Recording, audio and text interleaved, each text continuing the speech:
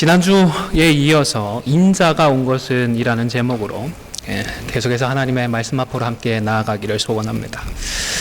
우리들의 구원에 있어서 우선되는 것은 하나님의 주권적인 선택입니다. 그리고 무조건적인 은혜입니다. 아무런 자격도 갖추지 못한 우리를 조건 없이 하나님께서 사랑해 주신다는 이 사실이 얼마나 감동적이고 얼마나 감격스러운지 모릅니다. 하지만 이 감격도 시간이 지남에 따라서 조금씩 무뎌집니다. 어느 순간에 희미하게 느껴지기도 합니다. 이것이 꼭 우리의 구원에 무슨 문제가 있어서만은 아닙니다.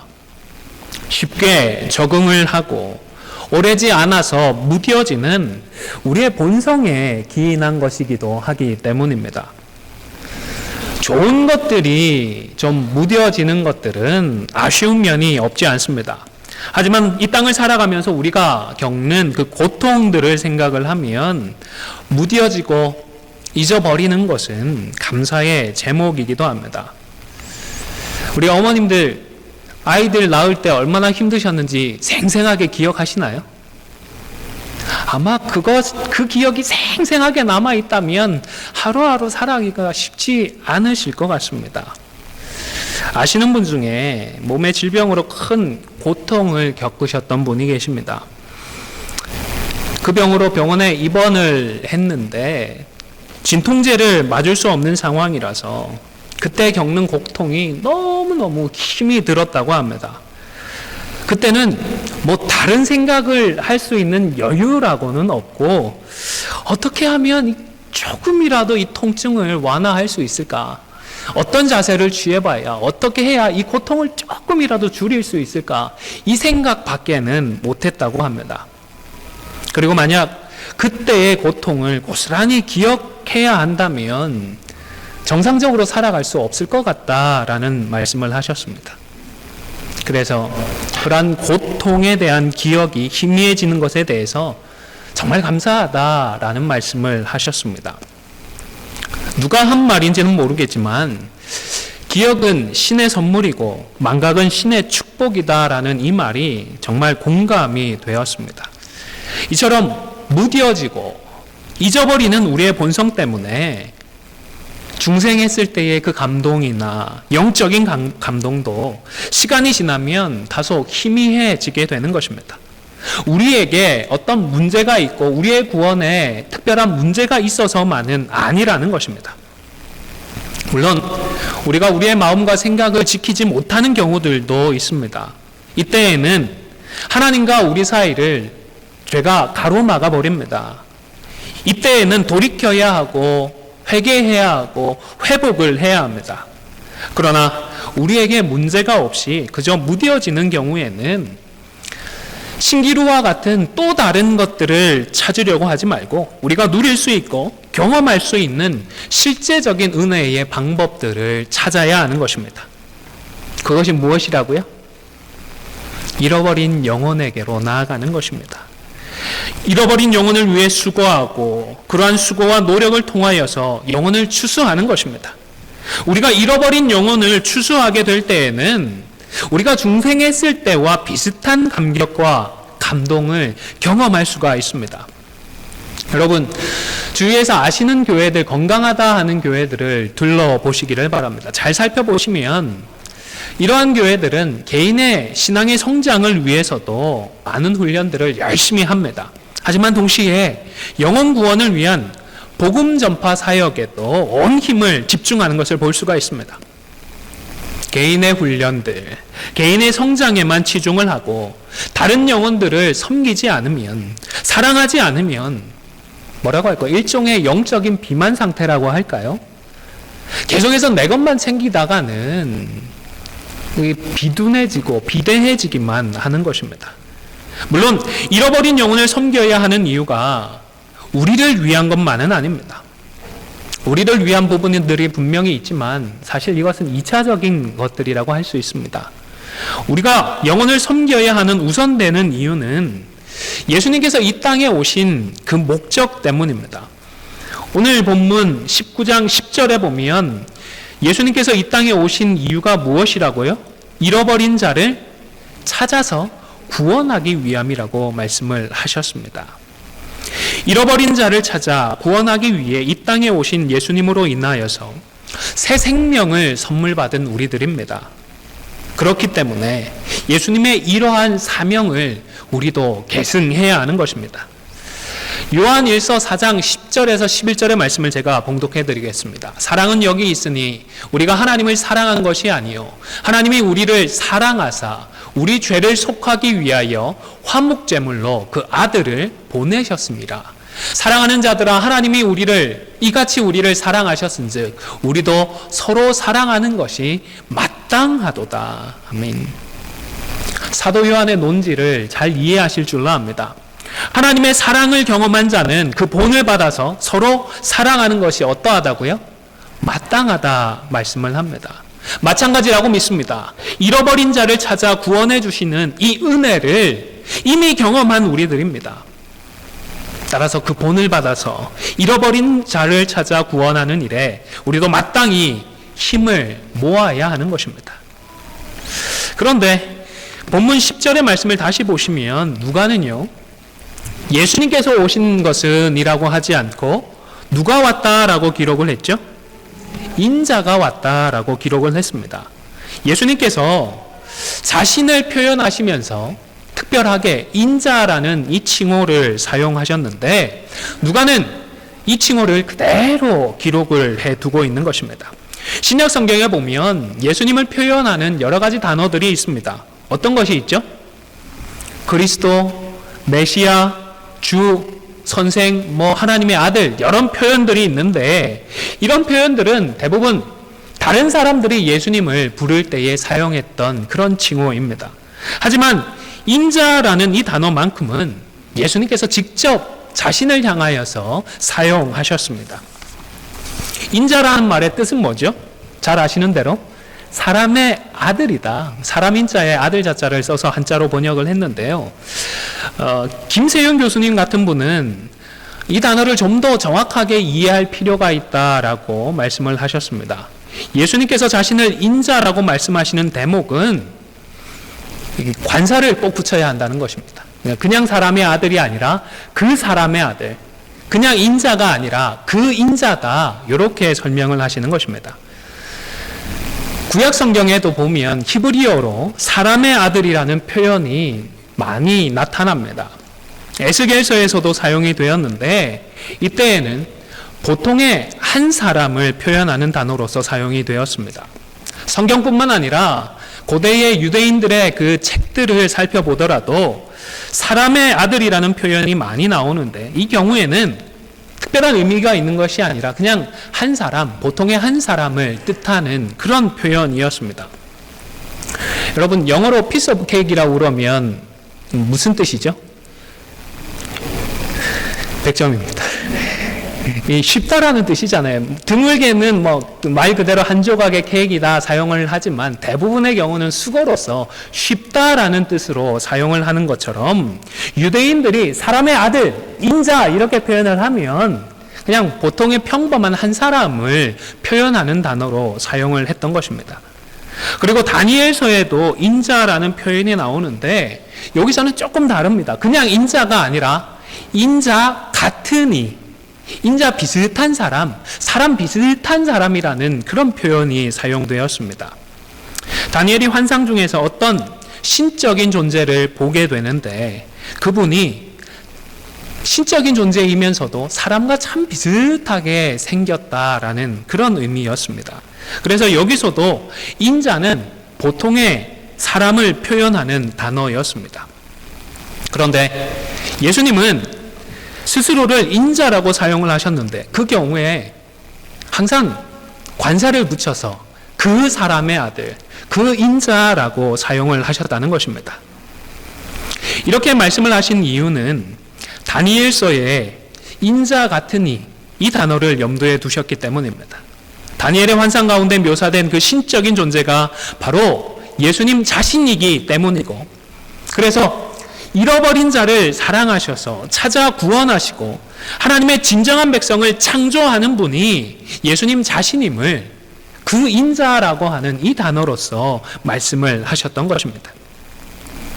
오늘 본문에서는 하나님의 진정한 백성을 창조하는 그 과정이 인격적인 그런 관계를 통하여서 일어난다라는 사실을 잘 보여주고 있습니다. 예수님께서 삭개오를 구원하실 때 어떻게 하셨죠? 몽둥이 들고 막 쥐어 패셨나요? 안 믿으면 죽어 하셨나요? 그냥 삭개오야 불러주셨고 오늘 내가 내 집에 들어가야겠다 말씀하시고 말씀으로 교제해 주셨습니다. 예수님은 삭개오를 주권적이고 무조건적으로 택해 주셨습니다. 사랑으로 불러주셨습니다. 기계적인 부름이 아니라 인격적인 부름이었던 것입니다. 그리고 이 부르심에 삭개오도 인격적으로 응답을 했습니다. 그의 집에 가서 말씀으로 교제를 하는 가운데에 삭개오는 드디어 믿음의 결단을 했습니다. 그래서 자신의 결단을 그 자리에 일어서서 예수님께 말씀을 드렸습니다. 그러자 예수님께서는 구원을 선언해 주셨습니다. 무엇인가 초월적이고 신적인 능력이 나타났던 것이 아니었습니다. 마치 사람과 사람이 만나서 관계를 맺고 교제를 하는 것처럼 평범한 인격적인 관계와 교제 속에서 구원의 역사가 일어났던 것입니다. 지난 주일에 저는 중학교 즈음에 예수님을 인격적으로 만났다라는 말씀을 드렸습니다. 이 말이 제가 특별하거나 신비적인 경험을 했다라는 것은 결코 아닙니다. 예수님께서 저 앞에 짜잔하고 나타나셨거나 예수님의 음성을 제가 들었다라는 말도 아닙니다. 마치 누군가를 새로 소개받아서 친구로의 관계를 시작하듯이 예수님을 나의 구주로 인격적으로 모셔드리라는 성경 말씀에 순종을 해서 예수님을 나의 구주로 개인적으로 영접을 했던 것입니다. 이때 다메섹 도상에서 바울이 경험했던 것처럼 밝은 빛이 보인다든지 예수님의 음성이 들리거나 했던 것은 아닙니다. 또 성령의 은사로 충만하게 채워졌던 것도 아닙니다. 세상은 달라 보였지만 사실상 세상은 그대로였습니다. 분명히 저의 생각과 마음은 달라졌는데 그게 별로 드러나지 않았습니다. 여러분 생각을 해보시기를 바랍니다. 인격과 인격이 새로운 관계를 맺는 데에 반드시 특별한 체험이나 경험들이 수반될 필요나 이유가 있을까요? 반드시 그럴 이유가 없는 것입니다. 그러나 보이지는 않아도 분명한 관계가, 인격적인 관계가 형성이 되는 것입니다. 우리가 누군가를 만나서 친구라고 하는 관계를 맺을 때마다 특별한 경험들이 뒤따르지 않는 것입니다. 물론 드라마틱한 경험을 통하여서 친구가 되기도 합니다. 그러나 대부분의 경우는 누군가와 인사를 하고 응답을 하는 일상적이고 평범한 관계를 통하여서 인격적인 관계를 시작합니다. 사실 우리가 다른 사람과 맺는 인격적인 관계에서는 그렇게 큰 기대를 하지 않습니다. 그러면서도 우리가 하나님과의 인격적인 관계는 뭔가 좀 다르지 않을까, 뭔가 좀 더 특별하지 않을까 하는 기대를 하는 것 같습니다. 하지만 많은 경우 하나님과의 인격적인 관계를 맺는 것 역시 꼭 특별해야 할 이유는 없는 것 같습니다. 선택해 주셔서 말씀으로 찾아오실 때에 우리가 인격적으로 반응하고 순종하면 되는 것입니다. 예수님께서 승천하신 이후에 복음 증거를 통하여서 예수님을 만났던 많은 경우들을 생각해 보시기를 바랍니다. 물론 그 전으로 해서 많은 역사와 능력들이 나타났습니다. 그러나 핵심적인 그 중생의 순간을 생각해 보시기를 바랍니다. 복음을 듣습니다. 그리고 그 말씀을 하나님의 말씀으로 믿고 자신의 죄를 회개하면서 예수님을 구주로 영접했습니다. 그러면 되었던 것입니다. 그러면 하나님의 자녀가 되고 새로운 삶을 살기 시작했던 것입니다. 비록 눈으로 보고 확인할 수는 없지만 말씀과 기도로 주님과 인격적인 교제를 시작하는 것입니다. 우리가 누군가와 관계를 맺게 되면 말이나 행동이나 혹은 글과 같은 매개체를 통하여서 교제를 하듯이 예수님과 인격적인 관계를 맺고서 성경 말씀과 기도를 통하여서 인격적인 교제를 이어가는 것입니다. 그러면서 때때로는 성령께서 우리 마음에 확신을 주시기도 하고 또 때로는 믿음의 열매들을 통하여서 우리의 변화와 우리의 구원을 확인할 수도 있는 것입니다. 여러분, 성경은 하나님과 하나님의 구원에 대한 기록입니다. 그리고 동시에 오늘을 살아가는 나에게 주시는 그분의 말씀입니다. 역사책이나 법전이 아니라 나에게는 연애 편지와도 같습니다. 십자가의 사랑을 깨닫고 나도 주님을 사랑하게 되니까 성경을 읽으면서 내가 어떻게 해야 우리 하나님이 기뻐하실까? 내가 어떤 사람이 되어야 우리 하나님께서 원하시는 그런 삶일까? 고민하고 그 답들을 성경을 통하여서 발견해 가는 것입니다. 여러분, 다윗을 생각해 보시기를 바랍니다. 다윗의 시편을 기억해 보시기를 바랍니다. 다윗이 경험하고 고백하는 하나님은 우리가 친한 사람과 교제를 하면서 느끼듯 놀랍도록 친밀한 그런 분이었습니다. 마치 사랑하고 아꼈던 친구 요나단을 대하는 것처럼 인격적으로 하나님을 친밀하게 경험했고, 그런 하나님을 다윗은 노래했습니다. 예수님만 그러셨나요? 다윗만 그랬나요? 예수님도 그러지 않으셨습니까? 예수님께서 기도를 가르쳐 주실 때 누구에게 기도하라고 하셨죠? 하늘에 계신 우리 아버지에게 기도하라고 가르쳐 주셨습니다. 아버지와 아들의 그 친밀함을 가르쳐 주고자 하셨던 것입니다. 그뿐만이 아니죠. 그 처절했던 십자가상에서 아버지 하나님을 향하여 부르짖었던 그 말씀들도 가만히 생각해 보시기를 바랍니다. 제가 묵상해 보니까 아버지와의 친밀한 그런 관계가 없이는 그런 이야기들이 나올 수가 없는 것 같습니다. 친한 친구에게 말하고 정말 가까운 아버지에게 말하듯 말씀을 하셨던 것입니다. 이러한 인격적인 관계를 맺기 위하여 하나님은 우리를 창조하시면서, 사람을 창조하시면서 우리에게 자유의지를 주셨습니다. 예수님의 부르심에 대한 삭개오의 반응도 보면 앞서 말씀드린 것처럼 결코 기계적이지 않았습니다. 왜냐하면 삭개오에게는 여전히 예수님의 부르심을 거절할 수 있는 자유의지가 있었기 때문입니다. 그러나 그는 그 자신의 자유를 가지고 부르심을 거절하는 데 사용하지 않고 순종하는 데에 사용을 했던 것입니다. 최초의 사람 아담과 하와에게도 자유의지가 있었습니다. 그들에게도 분명히 죄를 짓지 않을 그럴 자유가 있었습니다. 죄를 거부할 수 있는 자유가 있었습니다. 여러분, 하나님께서 불필요하게 자유의지를 주셔서 우리가 어쩔 수 없이 죄를 지었던 것이 아닙니다. 하나님께서 사람에게 주신 것은 죄를 분명히 짓지 않을 수 있는 그러한 자유였던 것입니다. 그러나 그들은 그만 그 자유를 말씀을 거역하는 쪽으로 사용하고 말았던 것입니다. 여러분, 누군가의 사랑과 관심이, 누군가가 나에게 주는 선물이 우리에게 감동이 되는 이유가 어디에 있을까요?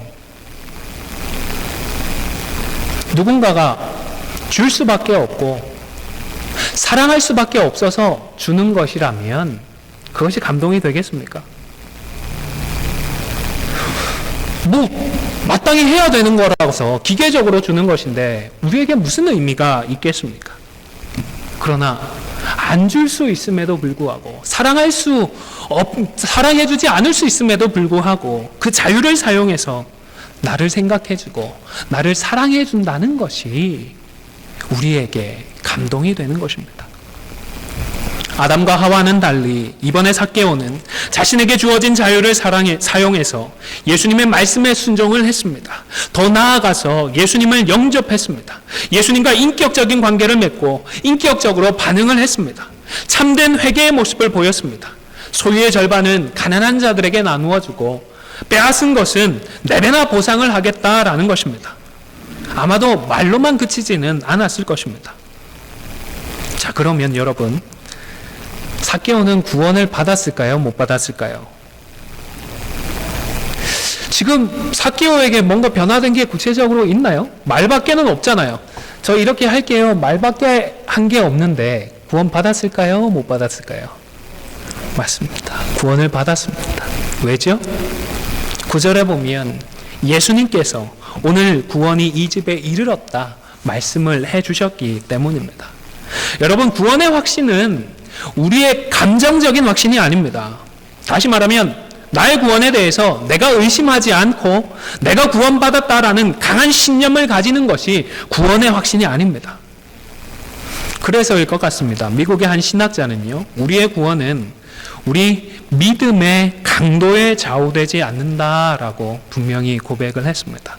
우리 성도들 중에서도 아마 구원의 확신이 다소 흔들리는 것을 경험했던 분들이 계실 것 같습니다. 예수님을 믿는다고는 하지만 나를 보면 너무 부족한 것 같기 때문입니다. 예배를 드릴 때에는 하나님을 생각하고 말씀을 듣는 것 같은데 교회 문만 나서면 온통 직면하는 현실의 일들만을 생각하게 되고 만나는 사람들과의 일들만 생각하기 때문입니다.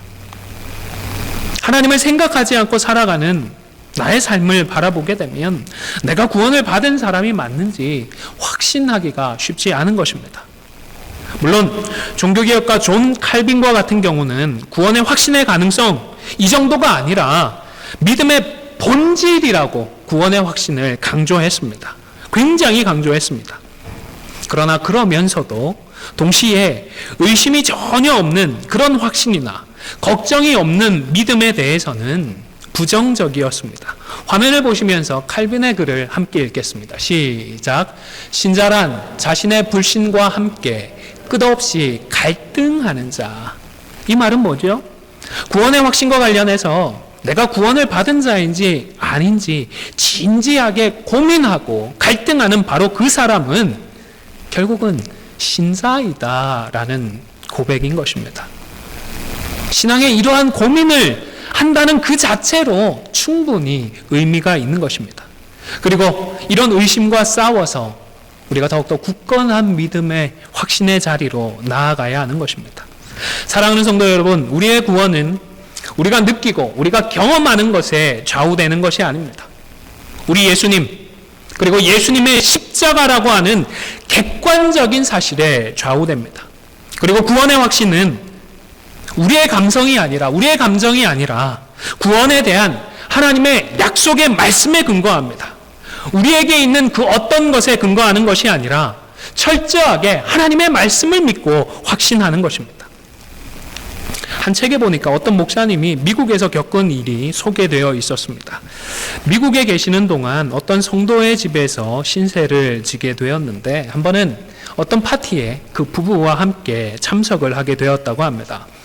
사정상 남편은 먼저 나아가서 파티장으로 바로 가기로 했고 아내 되시는 분과 목사님이 시간을 맞추어서 파티 장소로 가게 되었습니다. 이제 준비를 하고 거실에서 아내분을 기다리고 있었는데 준비를 마친 그 여자 성도께서 거실로 나오셨습니다. 그런데 언뜻 보기에도 굉장히 아름답고 멋진 목걸이로 이렇게 포인트를 주셨다고 합니다. 잘 어울리고 예쁘다는 말을 무겁지 않게 좀 전달을 한다고 한 말이 그만 그 목걸이 꼭 진짜 같습니다 라고 해버렸다고 합니다. 이 말은 뭐죠? 그거 같잖아요. 그 말이지 않습니까? 이 말이 제 입에서 다 나가기도 전에 목사님은 속으로 불사 실수다 싶었다고 합니다. 내가 왜 이런 말을 해버렸을까 후회를 하셨습니다. 후회를 해도 엎질러진 물입니다. 어떡하겠습니까? 그런데 뜻밖에도 그 여자분이 화를 내시지 않고 오히려 재미있다며 까르르르 웃기 시작했다고 합니다. 그리고는 목사님께 목사님 이게 가짜인지 어떻게 하셨어요? 그랬다고 합니다. 진짜 목걸이도 집에 있는데 도난의 위험이 있으니까 외출할 때에는 그 진품을 차지 않고 항상 가짜 목걸이를 하고 나간다는 것입니다. 그때 이 목사님은 한 가지 사실을 깨달았다고 합니다. 아, 진짜를 가진 사람은 상처를 받지 않는구나. 저는 좀 다른 각도에서 생각을 해보겠습니다. 보고 싶습니다. 목에 두른 보석은 가짜이고 집에 놔둔 보석이 진짜라는 것을 이분은 어떻게 확신할 수 있을까요? 요즘은 가짜도 진짜처럼 잘 만들잖아요. 겉으로 봐서는 별로 구분도 안 될 텐데요. 어떻게 이게 진짜다 확신할 수 있을까요?